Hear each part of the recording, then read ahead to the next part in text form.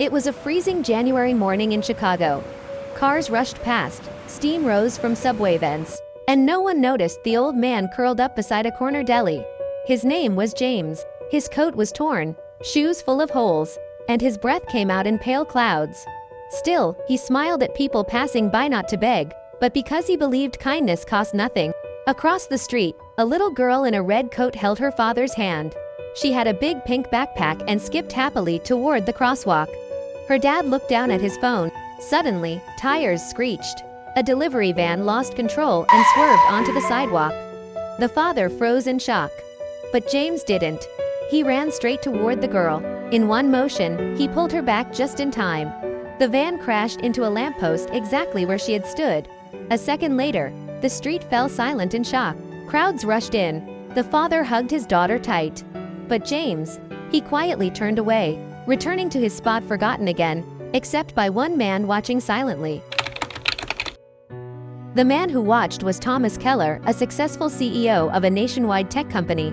He had stopped by the cafe near the deli for his usual coffee when the incident happened. He saw the van, the girl, the homeless man, everything. While others screamed or froze, James moved without hesitation. It was instinct, not calculation. Thomas followed James discreetly. He watched as the old man sat back down on the frozen sidewalk, as if nothing had happened. No applause, no reward, just silence. That moment haunted Thomas all day. He couldn't stop thinking, how could someone who had nothing still give everything? He decided he had to find out more. That night, Thomas asked his assistant to do something unusual, find everything they could about the man named James, who lived near the 5th and Main intersection. It turned out James wasn't always homeless. Years ago, he was a high school teacher. A fire had taken his home, and with no family left, he had simply slipped through the cracks. He never begged, never complained. Every day, he swept the sidewalk outside the deli and greeted people with a smile.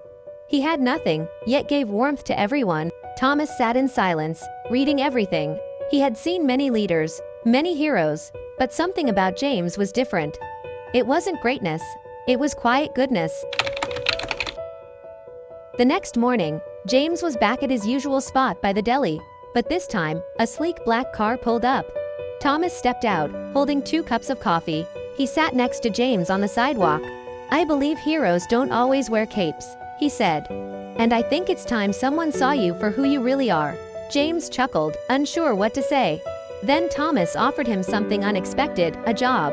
Not out of pity, but because his company needed someone with heart. James hesitated. It had been years since anyone trusted him. But Thomas didn't ask for a resume. "I've already seen what kind of man you are," he said. On his first day, James wore a donated blazer to sizes too big. He arrived early, stood awkwardly in the lobby, but everyone stared in admiration, not judgment. He wasn't hired to run software or make sales. Thomas made him head of culture, a role meant to remind the company what really mattered: kindness, courage, and integrity. Soon, employees started greeting each other more. Smiles became common. People volunteered, helped strangers, and talked about James like he was a legend. What James brought couldn't be measured in profit charts or productivity graphs. But it transformed the soul of the company and of every person in it.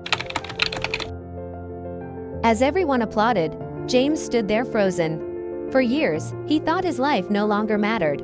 But now, a young girl was alive because of him. A family was whole because he stopped. For just one moment, and in that moment, he realized he didn't just save her, she saved him too. How many moments have you ignored that could have changed a life?